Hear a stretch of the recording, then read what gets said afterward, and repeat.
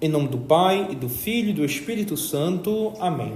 Ave Maria, cheia de graça, o Senhor é convosco. Bendita sois vós entre as mulheres, e bendito é o fruto do vosso ventre, Jesus. Santa Maria, Mãe de Deus, rogai por nós, pecadores, agora e na hora de nossa morte. Amém. Boa noite, paz e bem. Amém. Acolho vocês mais uma vez, hoje para mais um artigo do Credo. Pensei em nós fazermos dois, porque eram temas semelhantes, não é? A paixão, a descida de Jesus à mansão dos mortos e a ressurreição.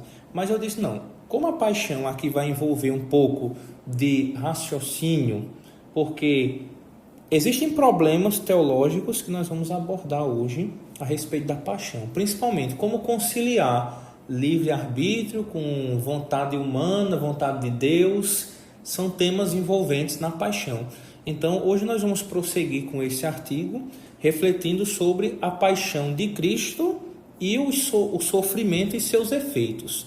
Tá? Vamos passar por 3 partes. Primeiro, a questão da paixão de Nosso Senhor, a sepultura e o que é que nós podemos aproveitar dela. Quais foram os efeitos dos sofrimentos de Cristo, porque ele tinha que sofrer. Tá bom? Então, era necessário que Jesus sofresse? É assim que o catecismo responde. Era necessário que Jesus Cristo fosse homem para poder padecer e morrer. E era necessário que fosse Deus para que os seus sofrimentos fossem de valor infinito, porque a majestade de Deus, ofendida pelo pecado, é infinito. Então, aqui já tem uma coisa que nós já vimos. Era necessário que Jesus se encarnasse. Isso nós já vimos, né? E era necessário que Deus se encarnasse. Por quê? Porque Adão e Eva, quando ofenderam a Deus, eles contraíram uma culpa infinita. Por quê? Porque a majestade de Deus é infinita.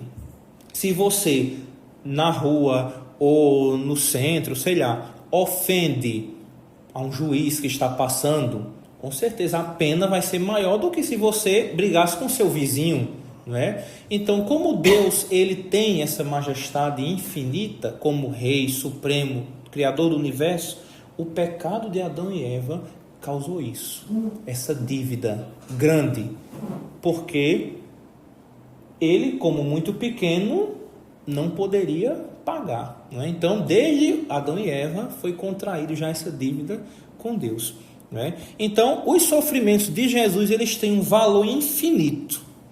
Ou seja, tudo aquilo que Jesus passou, já coloca na cabeça, tiveram valores infinitos. Desde as pequenas coisas, como por exemplo, o suor da carpintaria, ele trabalhando.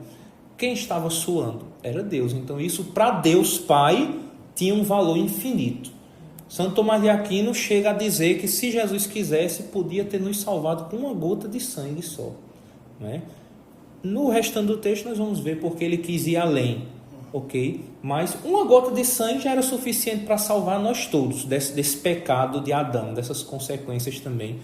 Então, era necessário que Deus se encarnasse e que Deus viesse pagar por nós. Não é? Porque para reparar a ofensa de um Deus, só era necessário Deus mesmo para fazer isso. Né? Não tinha mais ninguém. Por isso que os sacrifícios do Antigo Testamento, eles não eram sacrifícios assim como o de Cristo na cruz, que reparou. Eles tinham que ser renovados sempre. Entende? Então, porém, não era absolutamente essencial que Jesus Cristo padecesse tanto, porque o menor dos seus sofrimentos bastaria para a nossa redenção. Aquilo que eu disse. Jesus quis sofrer tanto para satisfazer mais abundantemente a justiça divina, para nos mostrar mais claramente o seu amor e para nos inspirar maior horror ao pecado. Está no capítulo 5 do terceiro catecismo da doutrina cristã, aquele lá que vocês acostumados a ver aqui, tá bom? Que deve ser o equivalente nesse de São Pio X, tá? Então, aqui fala por que Jesus quis sofrer tanto. Para, primeiro, satisfazer mais abundantemente a justiça divina, para nos mostrar mais claramente o seu amor e para nos inspirar maior horror ao pecado. Então, se no Antigo Testamento, talvez os seres humanos duvidassem que Deus amava mesmo o ser humano, com Jesus essa dúvida foi extinta. a ponto de Deus se encarnar, sofrer por todos nós, só por amor, hoje nós temos a certeza, a garantia, muito mais que evidente, de que Deus nos ama de verdade. Não é somente uma sombra, porque talvez no Antigo Testamento, como Deus era manifestado nas teofanias, né? Ou seja, aquelas coisas da natureza, né? Falou no trovão, falou na sarça, coisas grandiosas, então talvez podia ter na cabeça de um ou de outro esta dúvida: será mesmo que esse Deus tão grande ama a humanidade a esse ponto? Não é? Por mais tantas provas do amor, não é? A libertação do Egito, os profetas, a conversão, quando Deus se arrepende de destruir cidades, entende? Mas mesmo assim parece que o ser humano tinha um pezinho atrás, né? Hoje nós ainda temos, porque somos influenciados pelo pecado, mas assim, Deus fez o máximo. Ele mostrou na cruz o seu amor para conosco. Então, também a cruz é para nos inspirar maior horror ao pecado. Jesus, ele sofre assim na cruz, nessa crueldade toda, para que nós possamos ver as consequências do pecado. Então, talvez para Adão e Eva aquele pecado não teria sido nada, né? Apesar que foi, porque tem toda aquela história da expulsão do paraíso. Mas assim, você peca hoje, você não vê assim ninguém vindo cobrar você uma multa, né? Ou não é um crime necessariamente. Se você, sei lá, deixa de vir para a missa no domingo, a polícia não vai na sua casa dizer assim: bora, cadê? Né? Vai pagar aqui, né, a multa. Não, entende? Então assim, muitas vezes por causa disso a gente ignora o que é que o pecado faz na nossa alma, porque ele é espiritual. Então a cruz, digamos assim, foi uma pena para uma pessoa que assumiu os pecados da humanidade, que Jesus fez isso, né? Tomou todos os pecados do mundo para si, os passados e os futuros, e mostrou para nós que não conhecíamos o que é que merece um pecador. Tudo que Jesus passou é o que a gente merecia por causa desses pecados. Entende? Então, tendo feito seus os pecados do mundo, Jesus deve detestá-los, deve ter deles uma contrição proporcionada ao número e à malícia dos mesmos pecados. Jesus assumiu os nossos pecados, os passados, os presentes e os futuros, até o fim do mundo, e se arrependeu por todos nós, digamos assim, como o catecismo coloca. Ele teve uma contrição. E como essa contrição precisou ser perfeita, perfeitíssima, ela fez Jesus sofrer abundantemente, principalmente no jardim. Porque no jardim se diz que muitos santos falam que ele teve visões do futuro, dos pecados, os sofrimentos vindo todos de uma vez para ele. Então assim, por exemplo, você quando ofende sua mãe e se arrepende, já fica triste, né? Dizendo: oh, mãe, não era para eu ter dito isso com a senhora, né? Então imagine Jesus ter um arrependimento geral por todos os pecados, como ele não sentiu uma tristeza mortal, como ele diz, no evangelista diz no outro, né? A minha alma está triste até a morte, por causa disso, porque ali ele estava tendo uma contrição perfeita dos pecados da humanidade. Mas quem poderá compreender a contrição de Jesus? Ela é imensa, como imensa é a malícia e multidão dos pecados, e como imenso é o amor de Jesus pelo seu bom Pai ultrajado. Ou seja, uma contrição infinita. E esta contrição esmaga e rasga aquele coração sensibilíssimo, e depois, transbordando, traduz-se em suspiros, em lágrimas, em palavras de suprema desolação. A minha alma está numa tristeza mortal. Por causa que Jesus não tinha o pecado, o catecismo diz, o catecismo romano, que o seu corpo ele era muito delicado.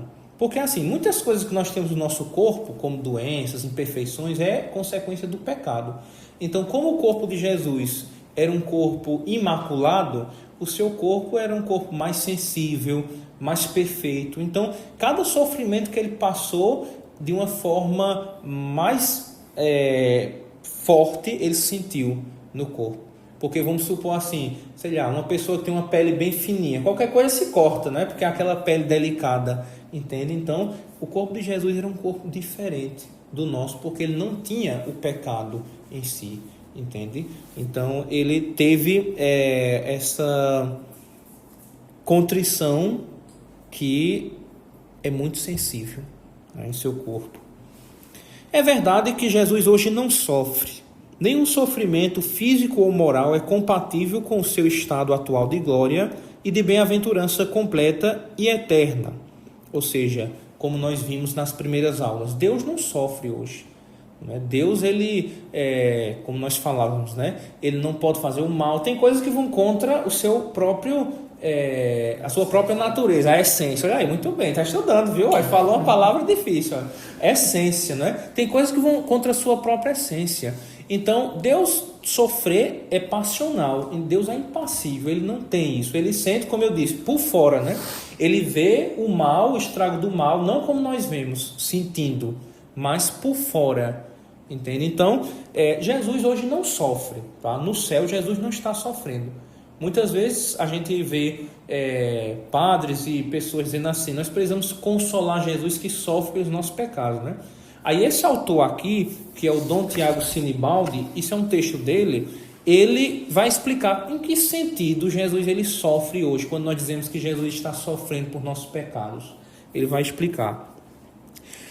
A consolação que nos pede hoje é que hoje nós lhe damos foi alívio às suas dores quando estas lhe transpassavam a alma, enxugou as suas lágrimas quando estas brotavam dos seus olhos, suavizou as suas feridas quando estas lhe rasgavam o corpo. E a razão é simples: para a vista divina de Jesus não havia futuro nem passado, tudo estava presente. Ou seja, Jesus, quando se encarnou, ele tinha a visão beatífica, que nós chamamos. Ou seja, ele via Deus constantemente, E a sua visão em si era geral, dos acontecimentos passados, presentes e futuros. É uma visão geral, não é uma visão cronológica como a nossa, A gente vê o hoje e o amanhã e o ontem que passou, mas Jesus ele tem a visão geral. Então, lá no jardim, ele já tinha essa contemplação de todo o futuro da humanidade. Só que aí, hoje, quando nós fazemos um ato bom de caridade para consolar Jesus, a gente faz nessa intenção de consolar Jesus, lá no jardim, ele já estava sentindo essa consolação. Entendeu? É uma coisa que parece até que envolve viagem no tempo, Só que é assim, são os mistérios de Deus. Então hoje, quando você faz uma caridade, diz assim: Jesus, eu estou fazendo essa caridade por amor a ti, para consolar suas feridas. Lá atrás, no jardim do Getsemane, ele estava sentindo essa consolação, porque lá ele já via você hoje. Então, ele já estava pagando o pecado. Exatamente, com certeza. Na cruz, muitos santos falam que quando ele estava levando na cruz, que ele caía, ele via você, e por você ele se levantava. Entende? A mesma coisa nessa questão dos pecados. Ele já via, ele tem a visão do futuro, Nós aqui hoje, nessa catequese. E com certeza, vocês querendo aprender a fé, já estava consolando ele enquanto ele estava sofrendo lá. Entende? Consegue pegar a conexão, o paralelo, Assim como lhe estavam presentes os nossos pecados, os seus tormentos, a ingratidão e a perda das almas, e esta vista oprimia de inefável tristeza a sua alma, assim também lhe estavam presentes as lágrimas da nossa contrição, os afetos da nossa compaixão, os sacrifícios do nosso zelo pela glória de Deus e pela salvação das almas, e esta vista dava ao seu coração, tristíssimo, uma consolação imensa. Deste modo, cada um de nós podia ser para Jesus, e talvez o tenha sido, motivo de pena e de alegria, princípio de morte e de vida. Aquilo que eu disse, Nós hoje podemos escolher para Jesus o que é que nós queremos ser, um motivo de tristeza ou de alegria. Então, se alguém um dia vocês encontrarem dizendo assim: você está fazendo essas penitências, vai subir essa escada de joelho, para quê? Jesus hoje não quer isso não. Mas você tenha isso em mente, que você está fazendo um sacrifício para se unir à cruz misticamente já lá naquele tempo. Porque hoje essas coisas são atacadas, principalmente pelas igrejas protestantes, essa questão das penitências que os católicos às vezes realizam, o jejum. É mesmo, e até é um ponto importante, porque até para a gente é difícil combater, porque eles dizem: olha, se Jesus sofreu na cruz, por que você está sofrendo aqui?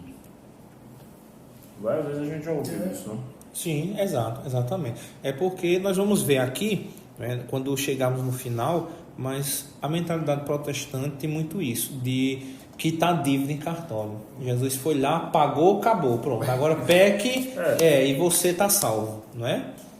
Fred, deixa eu só tirar uma dúvida. Pode dizer, Em tranquilo. relação a essa questão dessa contrição, né, perfeita de Jesus. Certo. É a contrição que também se assemelha à questão do perdão por um pecado mortal, que se fala, né, sim, que assim sim. o pecado mortal ele poderia ser perdoado se a pessoa em um ato perfeito de contrição Exatamente, perfeito. se assemelha ali Sim, ao... com certeza.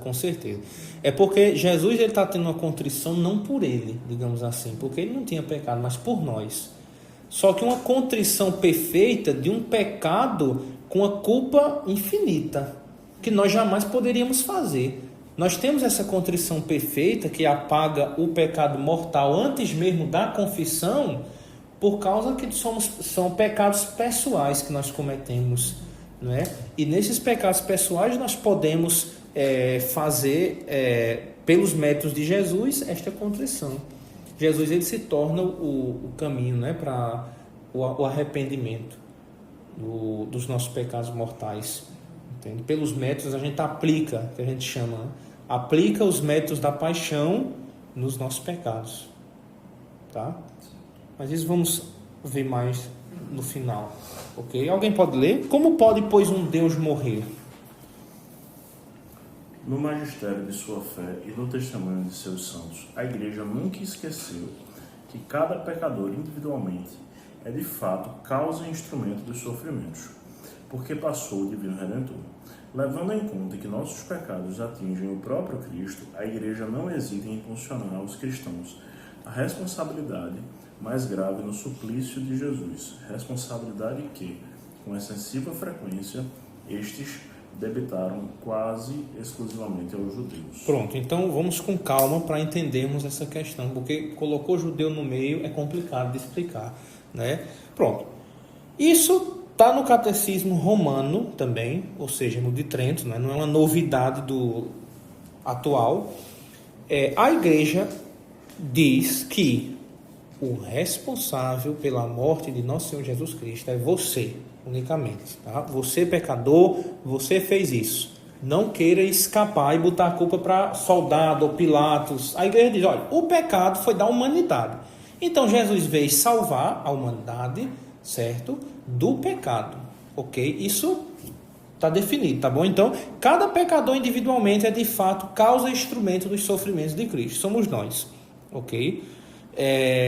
Nós tivemos essa responsabilidade da morte de Jesus, tá? Lembra que eu falei da questão da encarnação, né? Se nós não tivéssemos pecado, Jesus viria para quê? Né? Para nos salvar ou apenas, sei lá, para ser o exemplo de homem perfeito, né? Ele viria, mas não teria cruz, como é que seria, né? Então, esquece a hipótese. Nós pecamos, ele veio e teve cruz, tá? Pronto. Então, somos culpados. Por que diz aqui que os cristãos debitaram quase exclusivamente aos judeus essa culpa? Porque realmente teve um grupo de judeus que arquitetaram com malícia a morte de Jesus, né? E por muito tempo também se tinha isso, da igreja dizer assim, talvez não explicando direito, mas é porque é muito difícil você entrar nessas questões assim, históricas, dizer onde foi, sabe? A culpa atribuída aos judeus. Não foi os judeus que mataram, foi os judeus. Então, teve um tempo que, principalmente ali no pontificado de Pio XII, quando teve Hitler, a perseguição aos judeus, então, se houve um receio de dizer assim, peraí, será que a gente não está propagando um ódio aos judeus? Né? Será que isso não é perigoso? Né? Isso foi posteriormente, né? Os papas depois que vieram posteriormente ficaram meio receosos com essa questão de botar a culpa nos judeus, porque vocês têm conhecimento do Holocausto, né? Porque o que é que Hitler... De certa forma, poderia ser interpretado porque, maneira, né? se eu não me engano, vocês me corrigem, porque assim, história eu tenho uma deficiência, eu não sou realmente historiador, Mas Hitler ele queria acabar com os judeus para fazer uma raça pura, né? Exato, e dizer assim, os judeus são a desgraça da humanidade, né? Vocês mataram até o Filho de Deus. Então, tem isso, entende? Então, a igreja no Catecismo Novo reafirma que nós, pecadores, que causamos a morte de Cristo, teve participação de judeus? Ok, teve, mas nós não podemos culpar eles até hoje, grupo novos que não teve nada a ver, entende, com a morte de Cristo, não é? Por isso que eu pedi para que vocês trouxessem o catecismo, o amarelo, não é? Para que nós possamos também aprender a manuseá-lo, ter esse contato. Tá? Eu vou pedir que vocês abram aí, nesta parte que fala, tá? O número... Deixa eu ver aqui... 98... Pronto, 597, bom? Tem um númerozinho aí ao lado, acho que você está vendo, em negrito, não é? Então, o 597. Não vai na página, não. É no número, Aprenda, viu, Vitor? O catecismo ele não se olha por página, é pelo número. Então, 597, isso, 597. Acharam aí? Pronto, tá vendo aí, ó? Os judeus não são coletivamente responsáveis pela morte de Jesus. Encontraram? Pronto, olha o que diz. Levando em conta a complexidade histórica do processo de Jesus manifestada nos relatos evangélicos e qualquer que possa ser o pecado pessoal dos atores do processo, Judas, o Sinédrio, Pilatos, conhecidos só de Deus, não se pode atribuir responsabilidade ao conjunto dos judeus de Jerusalém, a despeito dos gritos de uma multidão manipulada e das censuras coletivas contidas nos apelos à conversão depois de Pentecoste. Então, é um todo, um complexo, porque os judeus perseguiram os apóstolos também, mesmo depois de Jesus foi embora, né? Aí mais embaixo aí, ó. Por isso a igreja declarou muito oportunamente no Concílio Vaticano II: aquilo que se perpetrou em sua paixão não pode indistintamente ser imputado a todos os judeus que viviam então, nem aos de hoje. Os judeus não devem ser apresentados nem como condenados por Deus, nem como amaldiçoados, como se isso decorresse da Sagrada Escritura. Ou seja, como se a Bíblia estivesse amaldiçoando os judeus, né? Então, eu creio que isso foi muita influência depois desse negócio de Hitler que aconteceu, né?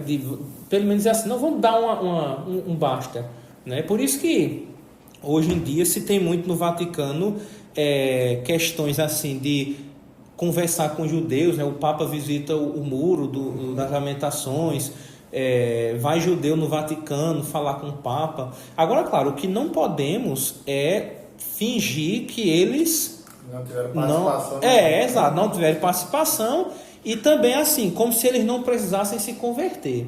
Porque às vezes aconteceram falas ambíguas, inclusive de papas, como se desse a entender isso, que eles já não precisam se converter, como se fossem duas alianças, a só com os judeus e só com os cristãos. E se eles seguirem a dos judeus, está tudo ótimo, né? E isso não pode, porque é até uma heresia das duas alianças, né? Só tem uma aliança nova agora, que é a de Cristo, ok? Então...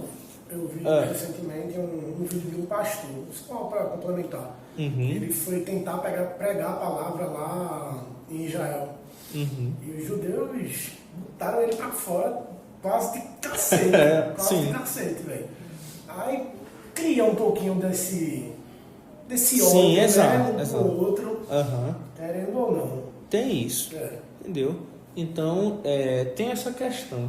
E agora, claro, cuidado com essas heresias, né, que vão surgindo. Eu não sei como é que...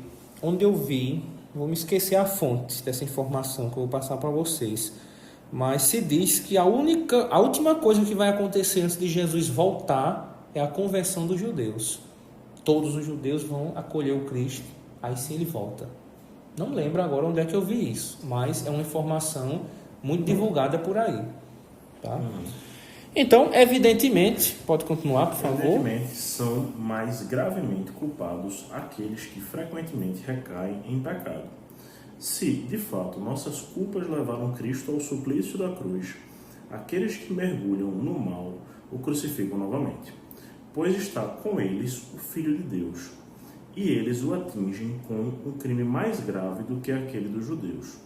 Estes, de fato, se o tivessem conhecido, não teriam crucificado o Senhor da glória. Pronto, São Paulo diz isso aí, em 1 Coríntios capítulo 2, versículo 8, e em resumo é isso. Nós temos mais culpa na morte de Jesus, principalmente também porque nós caímos em pecados, mesmo depois de saber que Jesus nos salvou.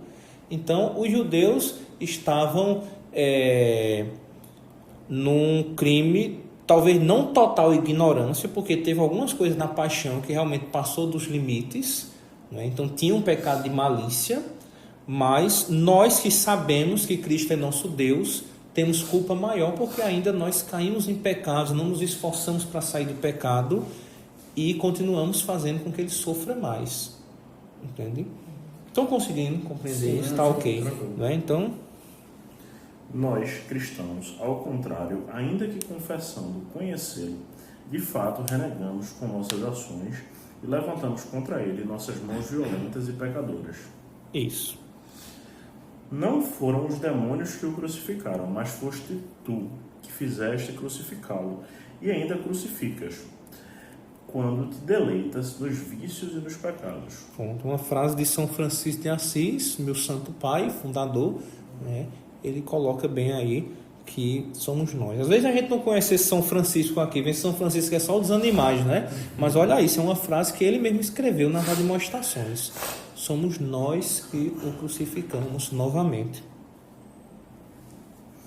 A morte violenta de Jesus não foi o resultado do acaso em um conjunto infeliz de circunstâncias.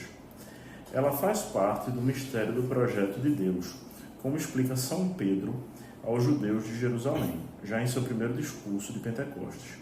Deus, em seu desígnio e previsão, determinou que Jesus fosse entregue pelas mãos dos ímpios. Essa linguagem bíblica não significa que os que entregaram Jesus tenham sido apenas executores passivos de um roteiro escrito de antemão por Deus. Pronto, aí que entra o nosso problema de livre-arbítrio e vontade divina, porque soberania da vontade de Deus, não é? E a liberdade humana, como é que isso pode se interrelacionar? Olha, é um tema difícil e complexo de falar assim em 40 minutos. Mas é o seguinte, o que nós temos que entender é isso. A morte de Jesus não foi um resultado do acaso, certo? Ele não veio e ali na sua missão, de repente saiu do controle as coisas, né? O povo começou se agitar e levar ele à morte. Não foi um negócio do acaso. Entende? Jesus em muitas passagens ele mostra que sabe que ele vai morrer, mas também que vai ressuscitar. Então, tem muitos, às vezes, teólogos que falam assim, não, Jesus ele veio, mas ele não sabia que ia morrer. Ele não veio para morrer. Entende? Então, isso meio que choca com o desígnio de Deus de salvação e, ao mesmo tempo, liberdade humana. Mas aí mesmo, ao mesmo tempo também o catecismo coloca, esta linguagem bíblica não significa que os que entregaram Jesus tenham sido apenas atores, né? Só cumprindo o que Deus já estava querendo para Jesus. A liturgia dessa semana mesmo, do domingo, ele falava que o templo era derrubado, né? E ele ia fazer sim, exato. Em 3 dias, mas ele não estava falando do templo em si, né? Isso mesmo. Dele, ou seja, ele já sabia que em 3 dias ele ia Pois é.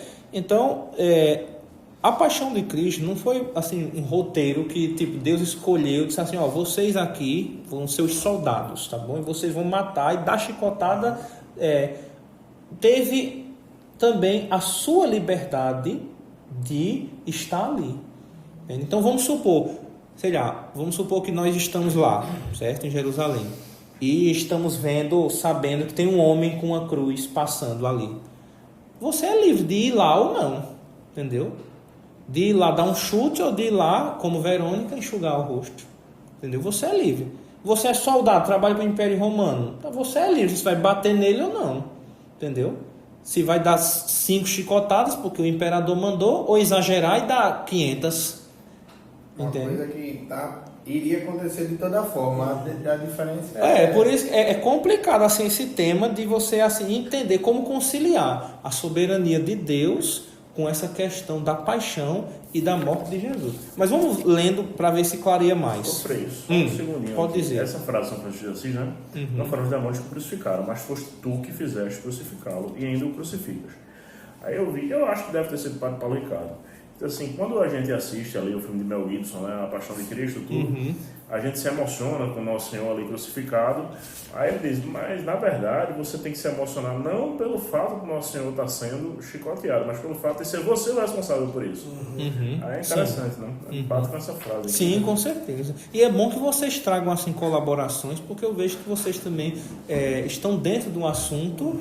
E eu vejo até onde o âmbito de vocês está evoluindo, né? Porque, como ela falou da questão da contrição do pecado mortal, então eu sei que ela tem acesso a essa informação, né? Porque isso está no direito canônico e também em livros piedosos sobre a contrição perfeita, entende?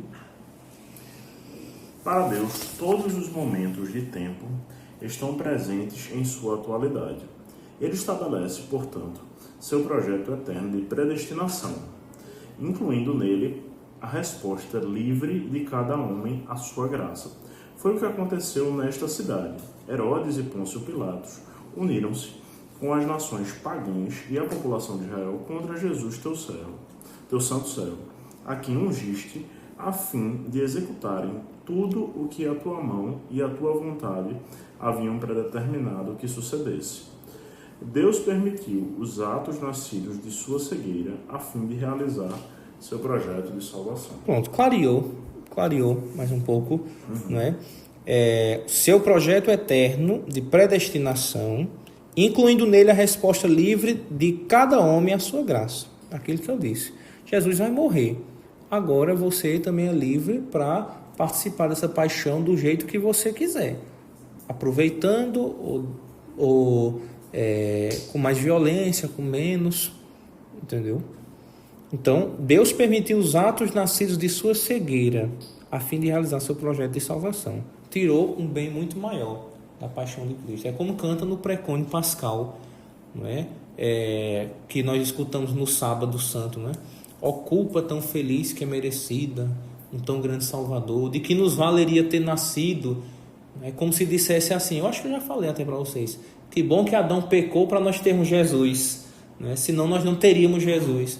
Mas claro, isso não estou falando uma questão assim de necessidade, tinha que ter pecado para vir Jesus. Aí é outro mais 500 que já entra. É porque assim, trabalhar com hipótese e necessidade e termos é muito complicado. Porque se você trabalha assim, você nunca vai chegar numa resposta certa, né? Ainda mais com fé também. Com fé. Aí, por exemplo, aí se você me perguntasse aqui, Frei, Maria Imaculada, Deus, ela já era imaculada do nascimento de Jesus? Sim, né? Mas se ela tivesse dito não, ela ia ser uma mulher imaculada no mundo, não ia ter projeto de salvação para ela? Aí é difícil, o se, né? E se, né? Trabalhar com hipótese é difícil, né? Mesma coisa, essa questão da encarnação é isso. E se o homem não tivesse pecado? Então nós estamos trabalhando com um evento que nós vamos tentar ver na lógica, na fé, né? O que é que pode fazer. No entanto, não devemos acreditar que Cristo sofreu a morte a ponto de a divindade ter morrido, mas que a natureza humana morreu. Ele não morreu enquanto Deus, mas enquanto homem. Pronto, esse é o comentário ao credo de Santo Tomás de Aquino. Ele morreu enquanto homem. A mesma gente dizendo, Deus morreu, né? Deus morreu na cruz, tem um Deus morto por você, como fala Santo Agostinho, né? Mas não foi Deus que morreu, ele morreu enquanto homem. Lembra que Jesus é duas naturezas, né? Tá lembrado o termo natureza divina e natureza humana? Durante a permanência de Cristo no túmulo, sua pessoa divina continuou a assumir tanto a sua alma quanto o seu corpo, embora separados entre si pela morte. Por isso, o corpo de Cristo não sofreu decomposição. Pronto, o corpo de Cristo não virou esqueleto, em outras palavras. Tá? Não pensem que no túmulo ele virou uma caveira, depois as carnes voltaram, não sofreu essa decomposição. Tem alguns santos que não sofrem decomposição, né? Pode ser por conta da união com Cristo, justamente isso ou não? Pode ser influenciado, porque assim, Deus ele concede graças a alguns santos extraordinárias, entende? Que não concede a outros. Então, por exemplo, a São Pio, ele concedeu os estigmas, a São Francisco também, mas a Santo Antônio não. Então, Santo Antônio dele só se tem hoje a língua. Deus não deu essa graça, esse dom do corpo incorrupto, mas a outros deu, entende? Então, pode ser por um mistério de Deus, mas também pela união.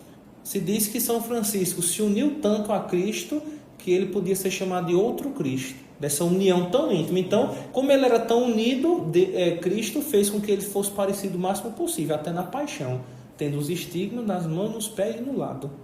Entendeu? São graças que Deus concede aos santos, né? Graças que é de acordo também com o seu grau de intimidade. Né? Às vezes, isso aqui nós vamos ver também na comunhão dos santos, nós imaginamos um céu muito igual para todo mundo, né? Sendo que quando nós formos estudar, nós vamos ver que no céu tem os graus também de glória, entende? O grau da glória dos padres, o grau da glória dos bispos, o grau das virgens, o grau das mães, entendeu? Então tem isso, conforme você se esforça mais, se sacrifica mais você é recompensado por Deus. Então o céu ele tem isso de acordo também com os santos. Santo Tomás é um céu que, tipo, um penitente aqui nesse mundo que passa a vida quase sem comer, se esforçando, perdeu a mãe, teve mortes, então é justo que a recompensa dele no céu seja maior do que uma pessoa que teve tudo e talvez não se uniu tanto, mas se salvou também. Entende? Mas aquela pessoa, ela teve uma união maior. Então Jesus recompensa de acordo com o seu grau de amor. Entende? Pronto, essas duas partes estão certas. Esse último parágrafozinho aqui é o equivalente ao foi sepultado do credo, tá bom? Nós vimos o padeceu sob Pôncio Pilatos, foi crucificado, morto e sepultado, com esse último parágrafozinho, que é o importante de vocês saberem da sepultura, é isso, é que Cristo santificou a sepultura com a sua morte, não é? Por isso que também a gente prega que não pode jogar o cadáver no mato, né? Tem que dar a digna sepultura. Antigamente, hereges não podia ter a sepultura eclesiástica que chamava, né? Então, pessoas excomungadas não podiam ser enterradas nos cemitérios, porque o cemitério também é uma invenção cristã ali, por essa dignidade do corpo, porque Jesus também mostrou que o corpo é sagrado, entende? Então, tem isso, tá? Só uma curiosidade, vocês nunca se perguntaram como Pilatos entrou no credo, não? Porque assim, a gente está rezando, do nada fala Pilatos, né? Por que fala Pilatos, não fala Herodes, né? Essa questão de Pilatos é porque assim, para dar uma noção histórica de quem era o governador no tempo. Acho que o senhor comentou. Foi, naquela lá do batismo, não foi? Como é que a pessoa diz assim, eu estou tão perdido como Pilatos no credo, não é? Que a gente está falando de Jesus, do nada aparece Pilatos, Então, da próxima vez que for rezar o credo, se atentem a isso, né? Se às vezes não é estranho, a gente está falando do nada dos Pilatos no credo, entendeu? Mas é para isso, é para dar uma noção histórica de onde foi, quem era o governador, quando foi, é o histórico do credo, tá bom? Dessa parte da paixão, ok? Alguém pode ler a próxima pergunta? Para que nos serve o sofrimento. Para nos salvarmos, não basta que Jesus Cristo tenha morrido por nós, mas é necessário que sejam aplicados a cada um de nós o fruto e o merecimento da sua paixão e morte. Aplicação que se faz, sobretudo, por meio dos sacramentos instituídos para este fim pelo mesmo Jesus Cristo. E, como muitos ou não recebem os sacramentos, ou não recebem com as condições devidas, eles tornam inúteis para si próprio a morte de Jesus Cristo. Pronto, então não basta que Jesus tenha morrido para a nossa salvação. Nesse sentido, tá? Não quer dizer que o sacrifício dele foi insuficiente, não. Mas aqui é contra a doutrina protestante. De morreu, acabou, peque, faça o que quiser. Você precisa aproveitar os sofrimentos de Cristo. Então Jesus morreu na cruz, padeceu, agora ele deixou os seus méritos para nós. Cada um temos que pegar esses méritos, com a confissão, com a comunhão, com o batismo, tudo, né? Pegar isso que Jesus deixou, né? A gente disse que a árvore da cruz dá muitos frutos, mas o fruto está lá. Se você não estender a sua mão para puxar, fica lá na árvore, né? Então é preciso com que você possa fazer essa aplicação da paixão de Cristo. E aí que se entra a questão também da contrição. Você, quando vai se confessar na confissão, você é perdoado porque o Padre está aplicando os méritos de Jesus para perdoar você. Entendeu? Está aproveitando da paixão para isso. Não é poderes dele, é da paixão. Está vendo como a doutrina da igreja ela tem uma lógica, ela não é uma coisa solta, né? Então você pode estar na última página do catecismo, mas sempre vai estar voltando para o primeiro ponto, porque é uma lógica, é uma mesma fé, não pode haver contradição. Entende? Então a doutrina da confissão não poderia ser diferente da doutrina da paixão. Entende? Agora, esse texto aí que nós vamos ver é de Santo Afonso, tá bom? Esse texto completo é onde ele fala a respeito da paixão. Nós vamos ler corrido porque é uma leitura espiritual que se encontra na obra A Paixão de Nosso Senhor Jesus Cristo, que é essa que eu tenho aqui em mãos, tá bom? Então nós vamos ler corrido só para nós entendermos isso, porque muitos santos eles foram falando sobre a paixão depois na história da igreja, porque quando você medita na paixão, se entende que você também muda a sua vida. Então os santos acreditavam nisso. Você meditar na paixão de Cristo faz com que você possa gerar essa contrição, esse arrependimento, de você pensar, realmente, eu sou um pecador porque eu fiz isso com Jesus e eu preciso mudar a minha vida. Então muitos santos escreveram a respeito da paixão de Cristo. Santo Afonso, São Boaventura, tá? Então é um texto para nós vermos a respeito do porquê nos serve o sofrimento e como é bom nós meditarmos a paixão de Cristo para a nossa vida interior, tá bom? Vamos ler aí. Se alguém padecesse por seu amigo injúrias e ferimentos e soubesse que o amigo, quando se falava sobre tal acontecimento, nem sequer nisso queria pensar e até costumava dizer: falemos de outra coisa, que dor não sentiria vendo o desconhecimento de um tal ingrato. Ao contrário, quando se consolaria se soubesse que o amigo reconhece, deve-lhe uma eterna obrigação e que disso sempre se recorda e se lhe refere, sempre com uma ternura e lágrimas. Por isso é que todos os santos, sabendo a sua satisfação que causa Jesus Cristo, que se recorda continuadamente da sua paixão, estão quase sempre ocupados em meditar as dores e os desprezos que sofreu o amantíssimo Redentor em toda a sua vida e particularmente na sua morte. Santo Agostinho escreve que as almas não podem se ocupar com mais salutar que meditar cotidianamente na paixão do Senhor. Deus revelou a um santo anacoreta que não há exercício mais próprio para inflamar os corações como o amor divino do que o meditar na morte de Jesus Cristo. E a Santa Gertrudes foi revelado, segundo Blósio, que todo aquele que completa com a devoção o crucifixo é tantas vezes olhado amorosamente por Jesus, quantas ele o contempla. Ajunta Blósio que o meditar ou ler qualquer coisa sobre a paixão traz-nos maior bem que qualquer outro exercício de piedade. Por isso escreve São Boaventura: a paixão amável que diviniza quem a medita. Pronto, isso aí, palavras bastante profundas, né? Então, a paixão amável que diviniza quem a medita. Ou seja, você contempla o Cristo na cruz, deixa você divinizado, né? Tem esse processo. Por favor.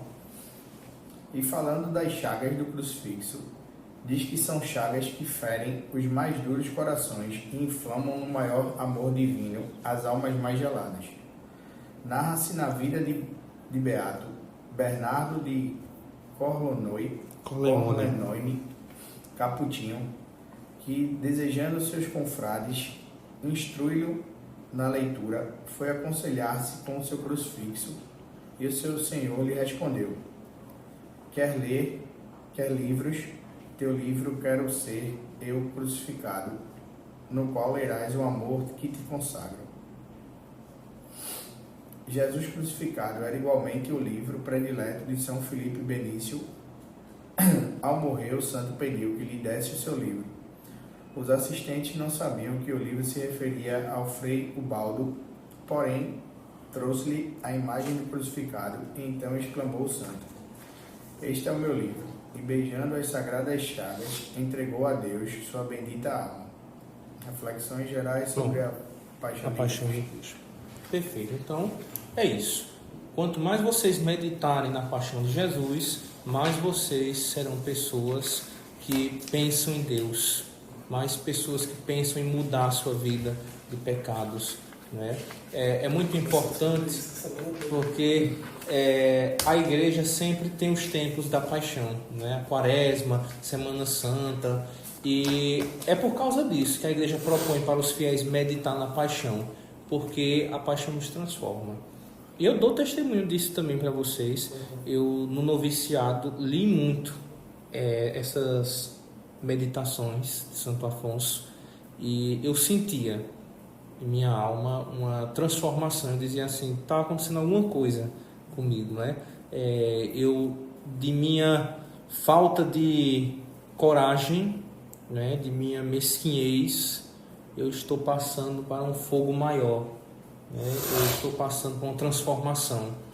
Eu percebi. Muitas pessoas também falam isso pra gente, né? Que quando vai meditar em Jesus, na paixão principalmente, se sente transformado. Porque assim, Jesus, ele é um Deus que assumiu a nossa natureza e se tornou como nós, né? Pessoas sujeitas ao sofrimento, pessoas que choram, se alegram, que sentem, exatamente. Não é aquele Deus grego fora, não é poderoso, um Deus romano, mas é um Deus homem como nós, né? Então eu deixo 2 leituras recomendadas para vocês: A Paixão de Nosso Senhor Jesus Cristo, Santo Afonso de Ligório, que é um livro assim, gente, mais espiritual, tá bom? Não é muito dogmático não, no sentido de que não estou dizendo que o que tem nele não é para ser tido a sério. É assim, não é alguém comentando assim histórico, né? Tipo, Jesus estava no jardim porque era costume do judeu ir para jardim, não sei o que. Não, é um livro espiritual, entendeu? Então aqui Santo Afonso, ele leva você numa meditação. Ele vai comentando as passagens de Jesus, dizendo assim, por que é que na cruz Jesus diz que ele estava abandonado pelo Pai, né? Meu Deus, por que me abandonaste? Aí ele explica, né, espiritualmente, como é que isso diz a respeito em sua alma, tá bom? Então é um livro, é de Santo Afonso Maria de Ligório. E por último eu deixo Vida e Paixão do Cordeiro de Deus, de Ana Catarina Emeriti. Conhecem também? Não. Ana Catarina Emeriti é uma beata que o Mel Gibson utilizou para fazer o filme, as visões dela, né? Então, muitas passagens ali do filme ele baseado nesse livro, Vida e Paixão do Cordeiro de Deus. Não é só a paixão, tem toda a vida oculta de Jesus, né? A casa de Nazaré, como era também. Agora, são visões particulares, não é dogma de tudo que está ali aconteceu. Mas assim, é um livro muito interessante também. Conta a paixão de Cristo com detalhes, com riqueza de detalhes, entende? Acontecimentos que você assim nem tinha parado para prestar atenção. Ela diz que viu, entende? Ela conta até como trouxeram para Jesus aquela veste que cobriu ele na cruz. Ela conta com detalhe essas coisas, tá entendendo? Então, eu deixo essas recomendações para vocês. João Paulo II também, se eu não me engano, ele teve contato com esses textos de Ana Catarina Emeriti, uma santa realmente que é beata, que tem uma escrita muito profunda. E essas revelações da paixão, olha, eu li, eu fiquei impressionado. Assim, uma riqueza de detalhes muito grande. Tá bom? Podemos terminar por aqui. Por hoje já deu, né? Então, demos mais um passo no credo. Estamos caminhando nos artigos do credo. O próximo nós vamos ver: desceu à mansão dos mortos, ou a infernos, como queira chamar, e ressuscitou ao 3º dia, tá? Então, é esse o caminho. Estamos fazendo esse percurso. Bom, perguntas, dúvidas? Não, né? Tudo tranquilo. Pronto, graças a Deus.